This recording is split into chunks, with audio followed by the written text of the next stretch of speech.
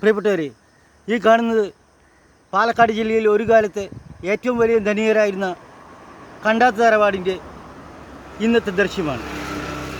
ഇവിടെ ഒരു കാലത്ത് കിരീടം വയ്ക്കാത്ത രാജാക്കന്മാരായി ഈ തറവാട്ടുകാർ ജീവിച്ചിരുന്നു.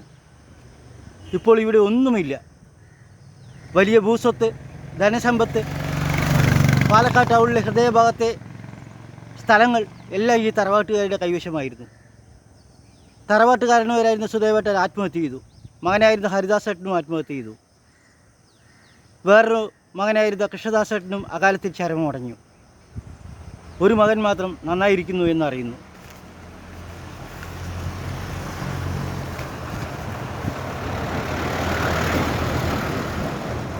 ഈ തറവാടിൻ്റെ ഇന്നത്തെ ദൃശ്യം കാണുമ്പോൾ നമ്മൾ കോർക്കാം, മാ ഗുരു ധനജന യൗവനഗർവം ഹരതി നിമേഷാത് കാലം സർവം എന്ന ശങ്കരാചാര്യരുടെ വരികളും ലക്ഷ്മിയും അസ്ഥിരയല്ലോ മനുഷ്യർക്ക് നിൽക്കുമോ യൗവനവും പുനരദ്രുവോ എന്ന അധ്യാത്മരാമായണത്തിലെ വരികളും, അതായത് ധനസമൃദ്ധി, അധികാരം, പദവി, ആരോഗ്യം, യൗവനം എന്നിവയെല്ലാം താൽക്കാലികം മാത്രമാണ്.